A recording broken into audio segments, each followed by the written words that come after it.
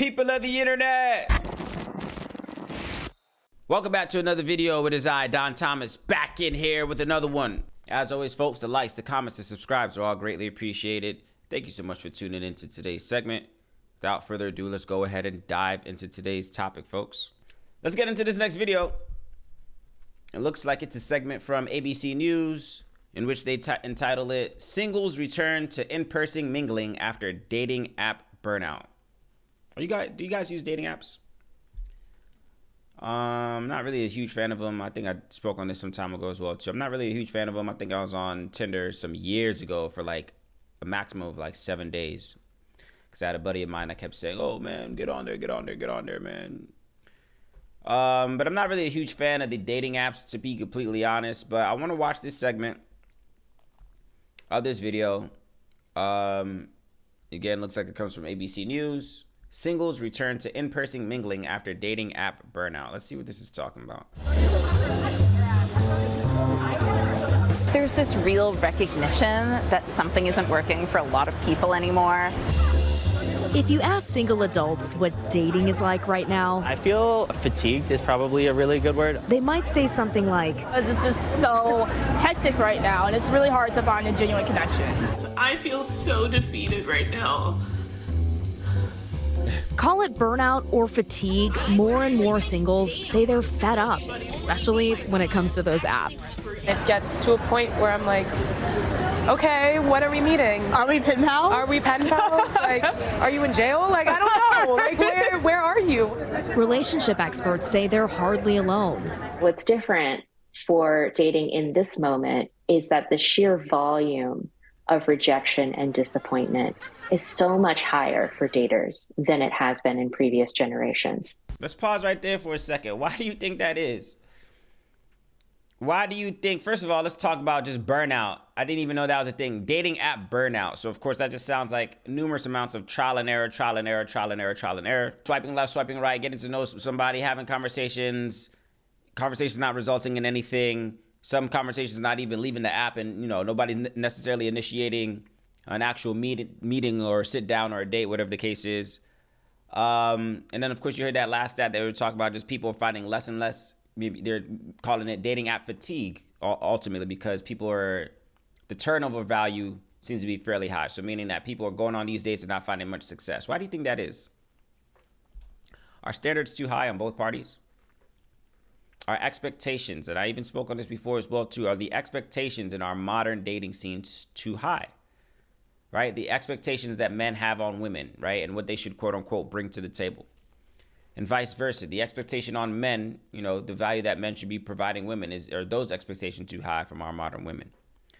I have my thoughts. Let's watch a little bit more of this video, see what else they're getting at, but I have my thoughts. Apes, likes, taps, and DMs. Almost 80% of singles say they experience some degree of emotional fatigue or burnout when dating online. They're disappointed, they're frustrated, and I think they're... Let's go back to that stat. Dating app fatigue. 78% of single adults aging between 18 and 54 say that they have experienced dating app fatigue. Looks like the source is from Singles Report. 78%. First of all, that's a large demographic. 18 to 54, that's a large data pool to be pulling from. But nonetheless, 78%, more than half, well over more than half of people say they are just tired of this whole dating app swipe left, swipe right culture. Again, I personally haven't really engaged. I don't do dating apps. That doesn't necessarily make me better or worse in this whole dating pool situation. But I'm not really a huge fan of dating apps. So it seems as if there's a lot more people who also are growing weary of these dating apps as well too. Let's watch a little bit more. They're disappointed, they're frustrated, and I think they're overwhelmed by choice. Which is why a growing number of people are choosing to take their search for love offline. Singles and dating events are seeing a 42% boost in attendance, including the comeback of speed dating events and potential meet cutes at run clubs. Last time there were 30 people there, and look how many people there are now. Let me pause there. I heard about that. I had a conversation with some buddies as well too. I heard run clubs are the new dating apps now. People are linking up to go to these run clubs, killing two birds with one stone. You're getting in shape, getting exercise, and then you're also meeting, I would assume, like-minded individuals who can potentially be dating partners for you as well too. So those run clubs I've heard a lot about. Some people are seeing success in those. It's just a lot less. It's a lower barrier of entry, of course, to meeting people that you might be compatible with.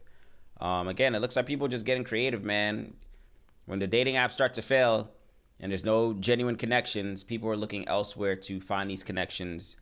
And it just seems like that's the problem of a lot of us in this dating pool. All the singles out there in the world, it seems like we're getting creative in terms of how we are seeking companionship. Let's watch a little bit more. I'm really prioritizing in-person connections, kind of just meeting people by chance. I don't feel like I've felt this engaged about dating in years. And so it's nice to be like, okay, there's a real way to meet people. Pause right there real quick, folks. What are your thoughts on this, folks? Are you somebody that is a fan of the dating apps? And if so, are you also experiencing dating app fatigue? I want to hear from you in the comment section down below, man. Singles is hard out here for us, man. It's slim pickings out here, like I said. If you ask me, folks, what my alternatives are or what I'm doing about it, honestly, I'm leaving it all in God's hands. And honestly, I've come to terms with the fact that, hey, being single might just be my fate. So it's understanding the reality, one. Two, yeah, there's levels of it where you can be active. You can be actively be seeking, a partner, whatever the case. I'm not saying leave it all to fate and just, be at home and just think your dream spouse is going to just knock on your door one day and deliver you food. It's not a movie, So I do think there's a level of intentionality that must go into actively trying to find the person who you could spend the rest of your life with, or at least just go out on a decent date with. So for me personally, I don't know. I see it 50-50, like I've been saying myself. Right now, I see a world where I am completely single. Have some friends here and there, whatever the case is. As they say, rich uncle vibes or rich auntie vibes, if you guys know what that is. And then I see a world where, yeah, maybe you do find a partner. Maybe I do find a partner, join forces with, do the whole family, kids, house thing, yada, yada, yada. Right now, a lot in my current reality, it seems to be leaning more to the former as opposed to the latter, meaning that, yeah, this single life at 35 years old may just indeed be my fate. Now, I'm not saying that may be the fate for all of you that might be watching out there, all the single folks out there, but I will admit that it does mean that we have to get creative. We have to, again, I'm not necessarily saying we have to lower our standards, but something's got to give in terms of how we are, this dance, right? This mental game, I guess, this mental and emotional game men and women are playing in order to find companionship. I think it's a little bit scary. But I always pose the question of what does the society look like if we continue on this rate? If we continue at this rate where men and women are having a hard time just becoming one, and that means less childbearing, less marriages, less, if we're just having a hard time having decent dates and people feeling like they found the right one or somebody that they're willing to spend the most time in, what does the society look like in the long run? 5 years, 10 years, 15, 20 years from now, if we continue at this trend of men and women not being able to form civil unions anymore. If the dating apps, dating apps had a boom. If the dating apps are now no longer working, people are tired of those. People doing live events and things of that nature. Don't get me wrong, I feel like there's always going to be alternatives. There's always going to be things that people could do. But if we don't find solutions, what does our society look like moving forward? That's my thoughts, folks. I want to hear yours down in the comment section below.